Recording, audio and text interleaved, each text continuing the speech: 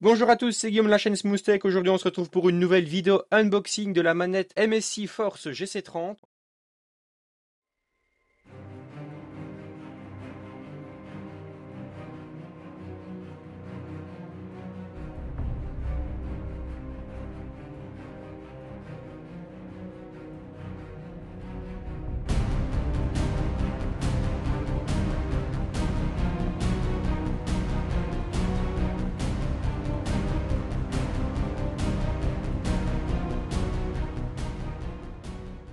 On va passer maintenant au contenu de la boîte. Alors il y a la manette évidemment, il y a un câble USB vers micro USB pour brancher directement la manette au PC. Ensuite il y a un câble OTG, je ne savais pas ce que c'était un câble OTG, en fait c'est un câble qui permet à des appareils d'envoyer et de recevoir des données directement sans devoir passer par un périphérique intermédiaire. Cependant c'est un câble micro USB vers micro USB, ce qui est dommage parce que beaucoup de smartphones à l'heure actuelle ne comportent plus ce genre de connectique mais plutôt de l'USB de type C. C'est pourquoi on n'a pas su le tester. Il faudrait que j'essaye de trouver un adaptateur pour essayer de le tester sur mon smartphone. Cependant, on l'a testé sur un smartphone avec un port micro USB, mais on n'a pas su faire fonctionner la manette dessus. Je ne sais pas pourquoi. Pourtant, on avait bien changé le mode et tout ça, comme il est mis dans le mode d'emploi. Update pour finir, j'ai su trouver des adaptateurs micro USB vers USB type C OTG qui fonctionnent et j'ai donc pu tester la manette sur Android. J'ai été assez surpris parce que ça fonctionne relativement bien. Malheureusement, cela ne fonctionne qu'avec les jeux compatibles ou alors avec Steam Link, une nouvelle application de Steam qui permet de jouer aux jeux de son PC sur son smartphone via la connexion sur un même réseau. Ensuite, il y a un dongle USB qui permet la connexion de la manette sans fil au PC, puis une croix directionnelle aimantée qui, comme vous le voyez à l'écran, permet de changer celle d'origine pour avoir une différente expérience de jeu. Enfin, ça dépend des jeux auxquels vous jouerez. Personnellement, je ne l'utilise pas parce que les quatre touches directionnelles me suffisent largement. Et bien évidemment, le mode d'emploi. Je vais maintenant passer à ce qui concerne la manette point de vue caractéristique. Alors tout d'abord, il y a une batterie au lithium qui peut tenir jusque 8 heures. J'ai pas testé parce que personnellement, je préfère jouer avec câble qu'en sans fil. Alors ne me demandez pas pourquoi, je ne sais pas. À mon avis, point de vue réactivité, ou je ne sais pas.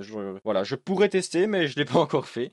Ensuite, elle est compatible avec Windows 10, Windows 8.1 et Windows 7, et avec les versions supérieures à Android 4.1. Mais il faut faire attention d'avoir un câble OTG ou un adaptateur OTG pour que ça puisse fonctionner correctement. Alors point de vue dimension, elle est dans la norme, elle a l'agencement d'une manette Xbox. On s'y habitue assez vite. Moi-même, je venais d'une manette PS3 et je me suis vite habitué. Alors une particularité importante pour moi, parce que je ne le savais pas en l'achetant, c'est le fait qu'on peut appuyer sur les touches directionnelles en oblique, ce qui fait qu'on appuie sur la touche du haut et la touche de droite par exemple en même temps. Ça peut être assez dérangeant et assez perturbant au début. Une autre particularité, mais un peu moins importante cette fois-ci, c'est le système de vibration. En effet, en passant d'une manette PS3, les vibrations m'ont semblé assez douces comparées aux vibrations d'une manette PlayStation où les vibrations sont assez brutes. Alors un petit plus sur cette manette, c'est qu'elle possède un système de grip qui permet que la manette ne glisse même si elle est constituée de plastique lisse. Il y a aussi différents modes de configuration de la manette qui sont intégrés, qui permettent de modifier la configuration des touches en jeu. Et il y a aussi justement le mode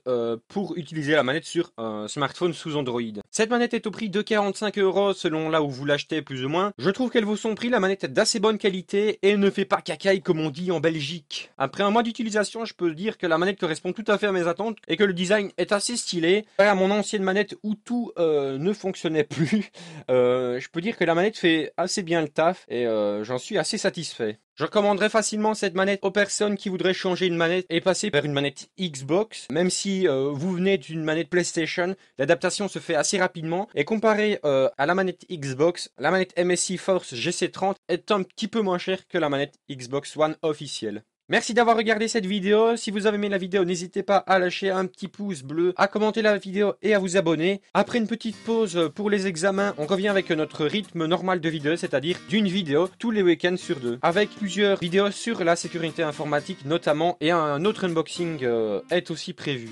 On se dit à la prochaine pour une prochaine vidéo. Salut tout le monde!